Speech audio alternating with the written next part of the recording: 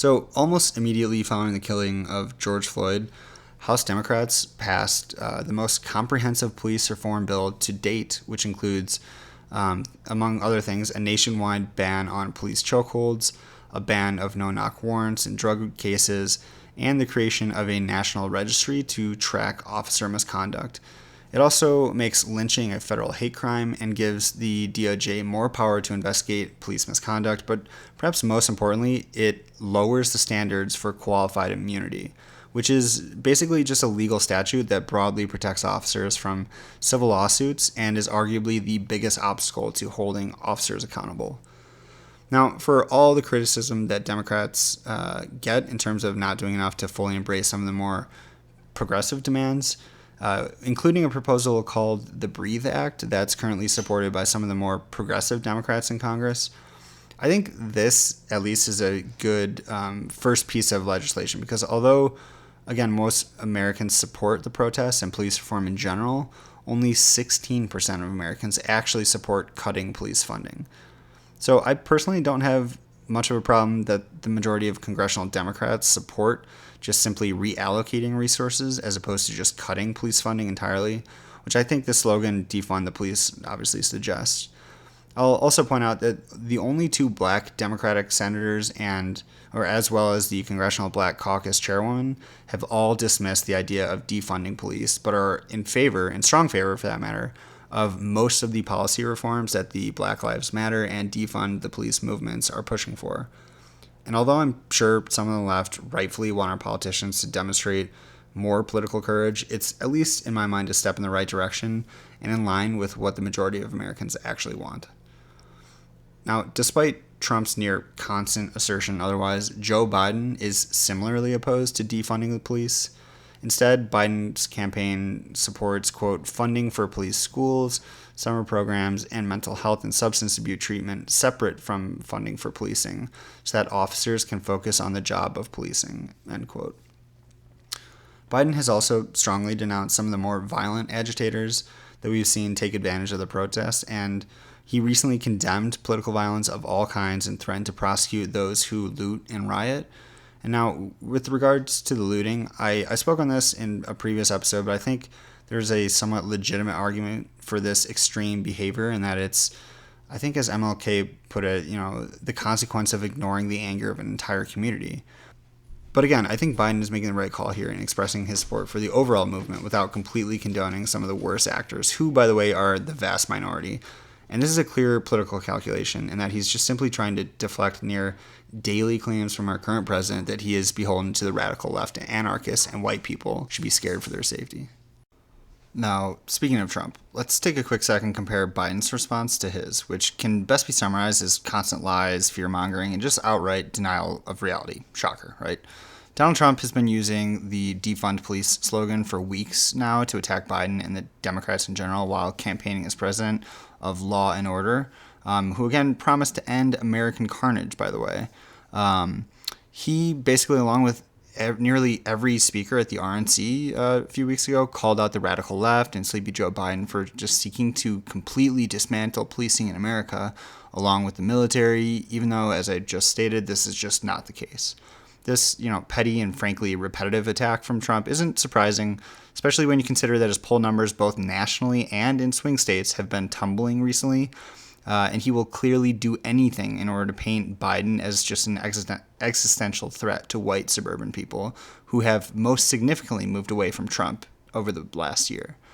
Unfortunately, it just seems like this rhetoric is actually working, even though Trump's approval rating for his handling of the protests is negative across pretty much all demographics and regions, lower than his handling of the coronavirus, by the way. Overall support for protests has recently decreased nationwide, and mostly among white people. So you can be sure that Trump will only further try and appeal to his more racist and fear-induced base moving forward. Now, obviously, the president's rhetoric at a time of crisis deserves attention, but we also can't ignore his actions in response to the protests. Trump did sign an executive order over a month ago that called for police reform. And like the Democrats' bill, it includes the creation of a national database of police officers with a history of misconduct and programs that connect police to social workers and mental health professionals, but it does not include bans on chokeholds and does not mandate other small measures like de-escalation training.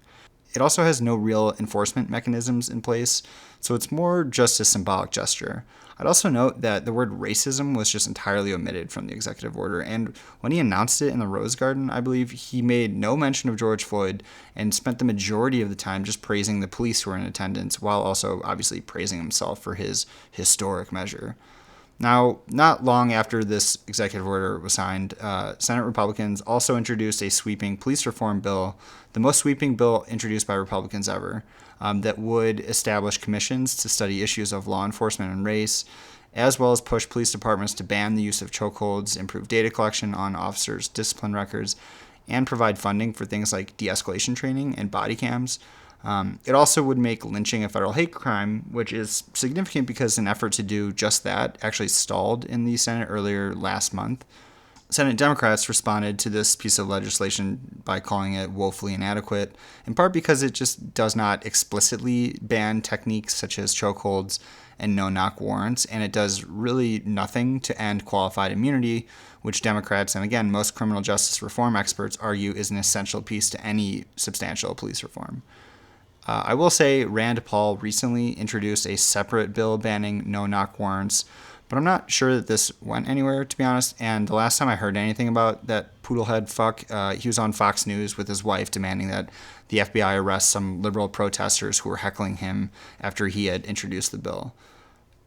I hate Rand Paul, I'll be honest. But anyways, with regards to the Republican Party in general and their more recent response to the protests following the fatal shooting of Jacob Blake and then the two protesters a few days later, their rhetoric deserves some attention because they have largely followed Trump's example and deflected blame while continuing to defend the actions of police and vigilante groups. Senator Ron Johnson, for example, a Wisconsin Republican, said citizen soldiers should mobilize to, quote, overwhelm rioters on the streets of America. And just last week, or maybe 2 weeks ago, he said during an interview about Kenosha, the way you stop the rioting is, quote, you surge manpower and resources, citizen soldiers, National Guard, and you overwhelm the number of rioters.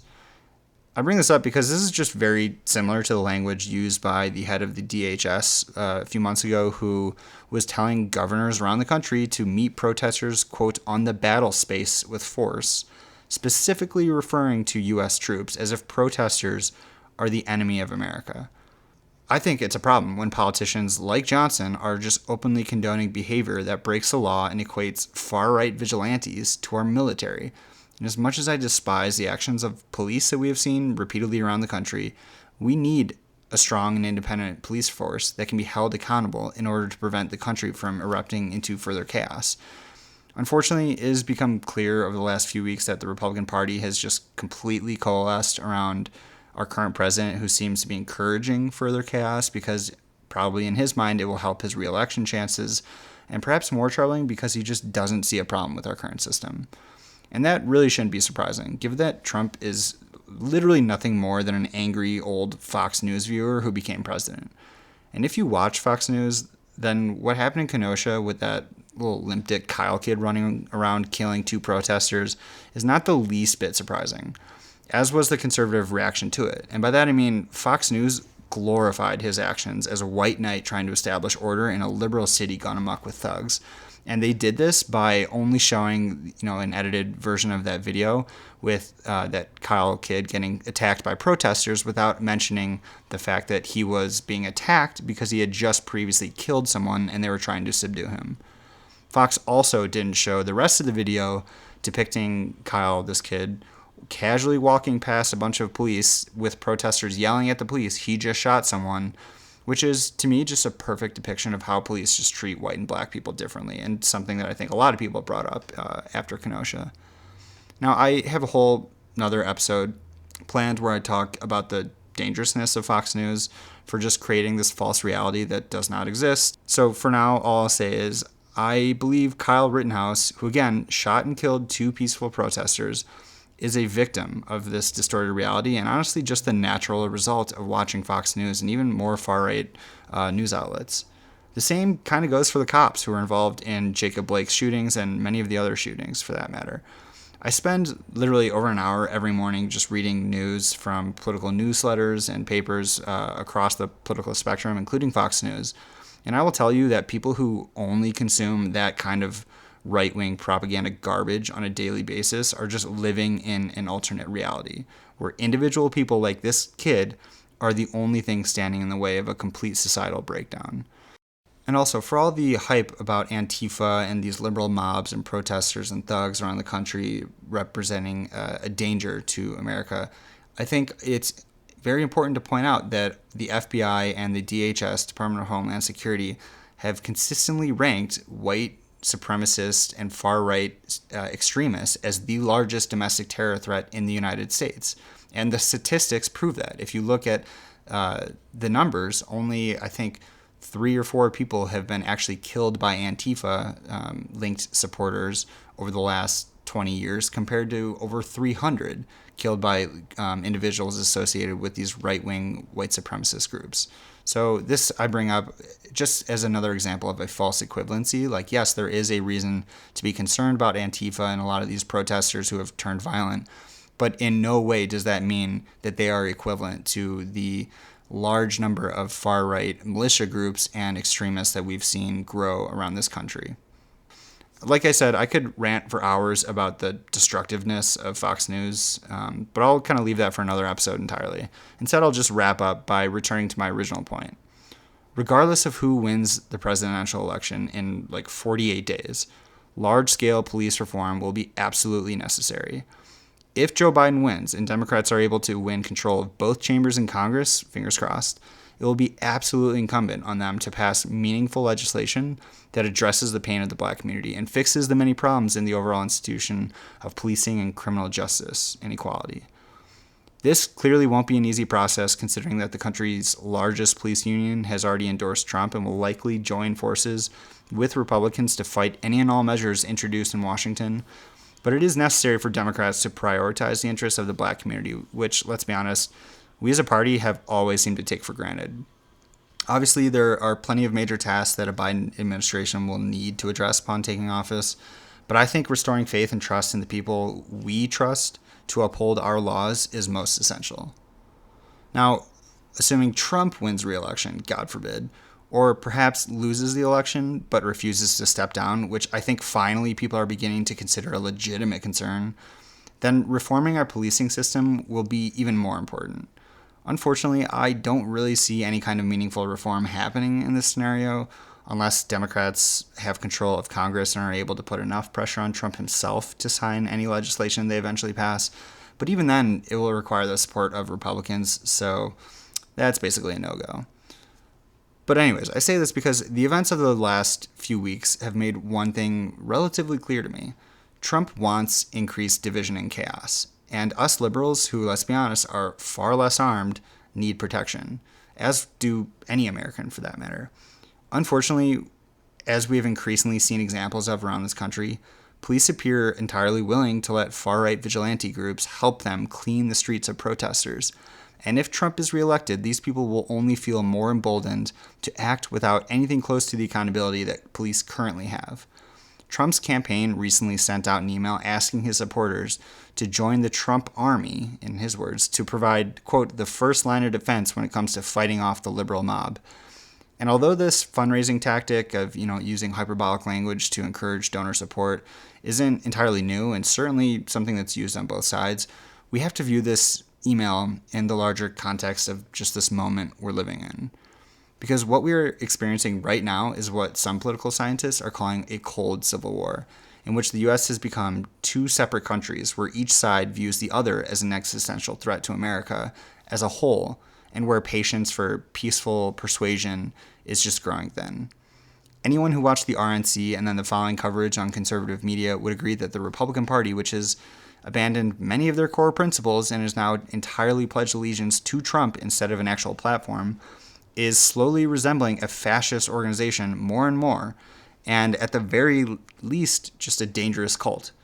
Obviously, this did not come out of nowhere, and it's the result of a cultural civil war that has been kind of boiling under the surface for years, But the growing tensions associated with the upcoming election, the coronavirus pandemic, and continued active violence have forced these just deep-rooted divisions to the extreme. And we're literally at a moment of a powder keg point where a single act of violence has the potential to cascade into a full-blown civil war between the opposing sides. I know this sounds insane, and I'm going to actually go into further detail on this in a later episode, but I just think it's important to make this point because I think implementing police reform is essential to preventing this potential outcome and restoring faith in law and order, which to me is something everyone should support, regardless of party. Now, I want to end this long rant by sharing a personal anecdote that I think is relevant to this conversation. Years ago, when I was living in China, a friend of mine got into a fight at a bar with a group of guys from Mongolia, I believe. I don't really remember what caused the fight, but my guess is something stupid like a spilled beer or something typical that you would expect at 2 a.m. in a bar packed with people. Anyways, the next morning, local Chinese police were able to track down my friend and bring him into the police station, where he was forced to meet with that group of Mongolian kids and reconcile their differences in a controlled and neutral setting. Now, although my friend had actually planned on returning later that night to the bar with a group of his friends in order to settle the score in his mind, he was able to make amends with the group, who also apologized, and everyone then was let go from the police station and able to return home. The next time we actually saw those guys at the bar, there was nothing more than just like a head nod between my friend and them.